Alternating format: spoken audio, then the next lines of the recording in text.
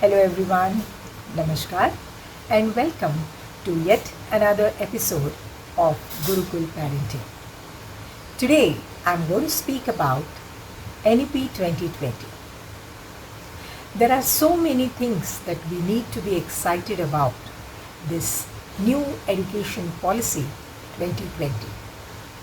After nearly 34 years since 1986, we finally have got a brand new education policy that caters to the hopes and aspirations of our country and also promises to raise up to the global standards.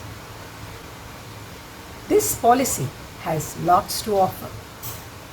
One, the earlier focus on reach and accessibility will now be on quality. The earlier right to education will now be much deeper right to learning. The GDP investments in education, which were earlier 1.6%, will now be 6%. The NEP 2020 merges the Indian values and culture and yet promises to raise up to the global standards. And the most important, NEP 2020 promises to be learner-centric. It focuses more on higher order thinking skills, on problem-solving skills, on critical reasoning skills, rather than rote learning and memorizing, which the earlier education policy was criticized for. So, we have a lot to celebrate and be excited about.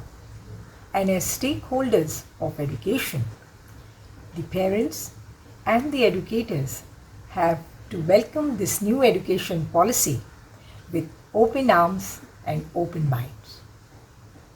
A lot is going to be dependent on how the schools and educational institutions are going to implement this national education policy. But of course, taking the first step forward is journey half done, and Gurukul Academy is getting geared up to get NEP ready. The earlier system of education gave children 10 plus 2 years of formal education, and the new education policy 2020 offers 5 plus 3 plus 3 plus 4 years of compulsory formal education. Let me explain to you how this system will work.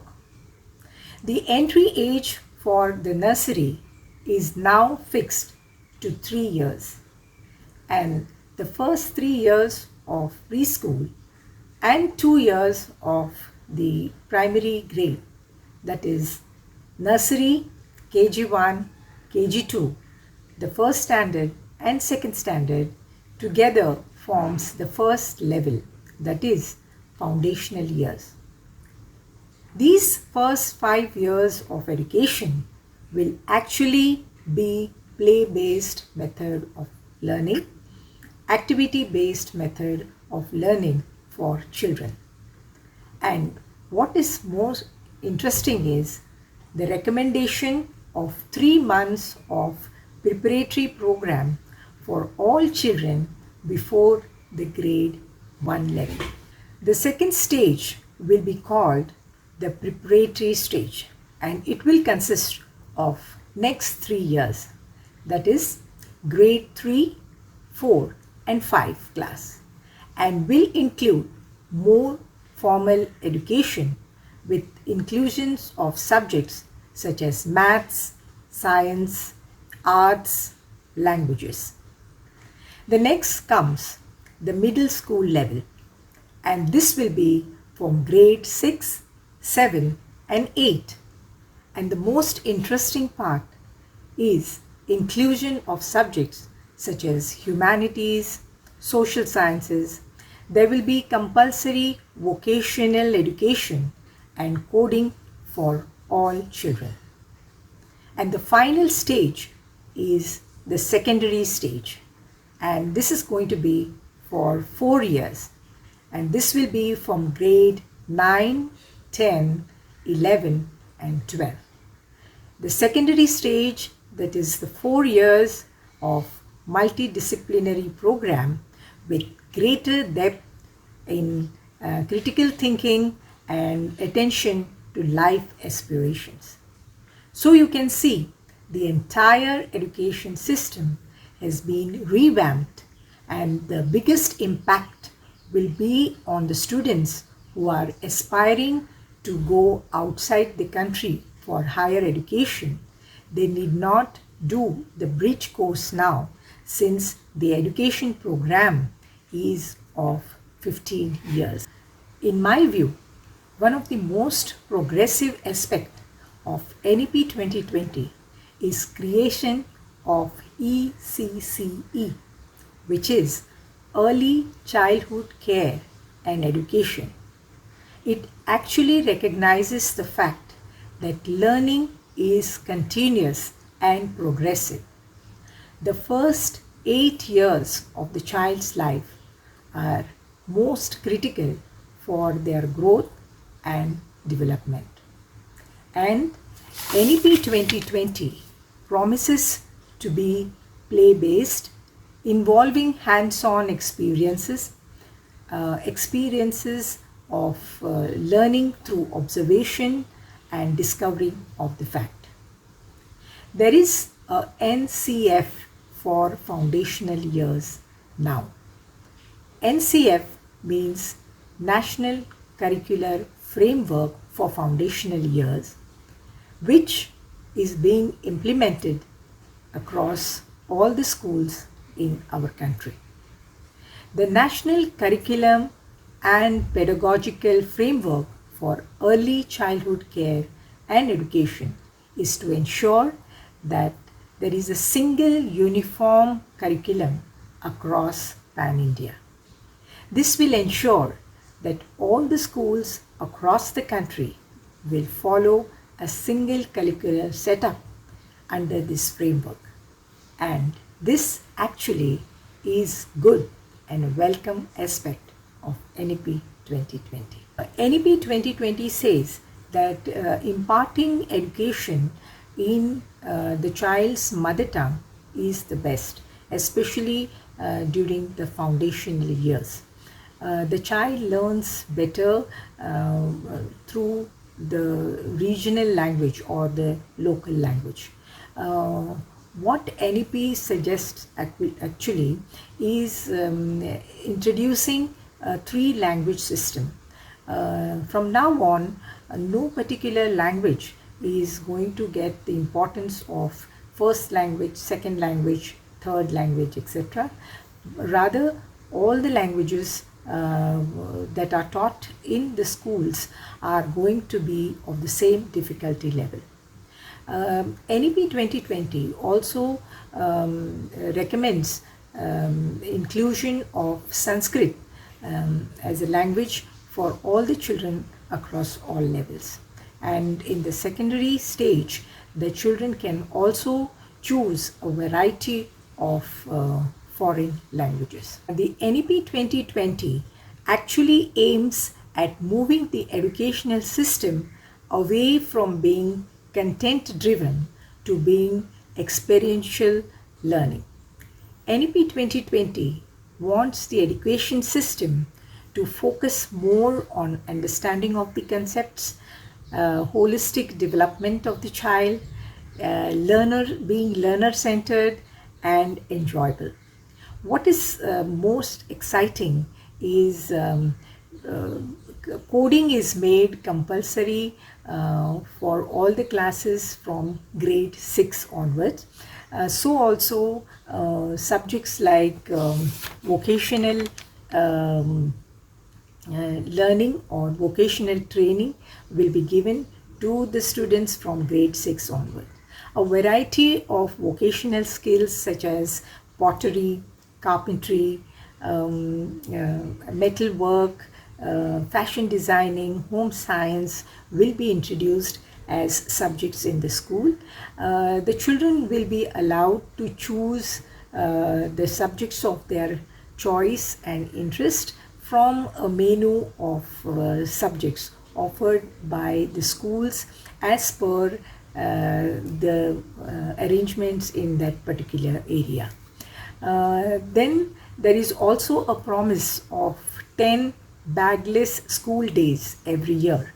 So all this promises a very enjoyable learning journey as compared to the early educational journey for the children, which used to be more involved in rote learning, memorizing, and which was monotonous. So this is a very exciting aspect of NEP 2020. Now the students do not have to decide whether they have to take up science, arts or commerce after their 10th. In fact, the new education policy system removes the rigidity of all sorts, and the children no longer have to be stuck with whether they got to choose science, arts or commerce after their 10th. They also no rigidity between extracurricular or curricular subjects, and the students will now have the freedom of choosing a variety of subjects from the subject menu which is offered to them. In fact, the most interesting part is in class 9 the students can choose a variety of subjects such as history, languages, physics, economics, music, home science, all at the same time. The idea is that the students are not stuck by their choice of subjects. And if a particular student wants to drop maths, for example, and take up an additional language, he can do so and complete his grade 10. So there won't be any dropouts in this way. Isn't that a wonderful thing? So the extracurricular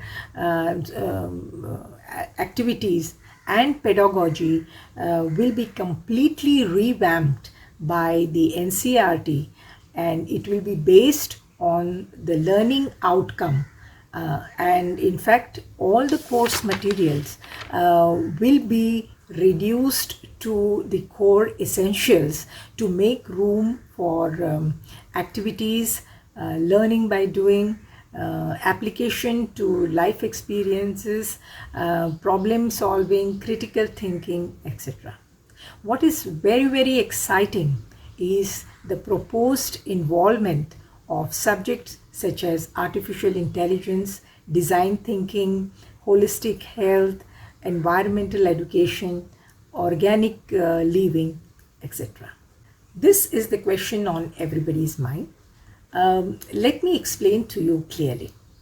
Grade 3, 5 and 8 will have the exams conducted for them by appropriate authorities within the school, and the purpose of these exams mostly will be for monitoring the development of the child's progress and also improving the school system.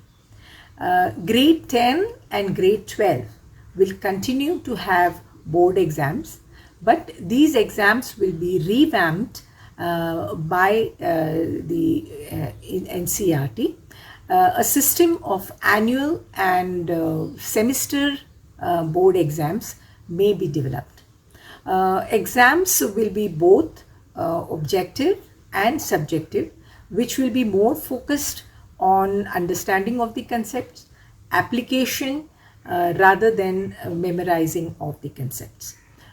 Focus will be on all-round development and balancing the academics as well as non-academic subjects. The report cards will be more focused on holistic 360 multi-dimensional report card, which will reflect the progress and the uniqueness of each learner. It will include not only teacher assessment, it will also include self-assessment as well as peer assessment. So, you see, these were some of the key highlights of NEP 2020 that I have attempted to place before you today in this episode.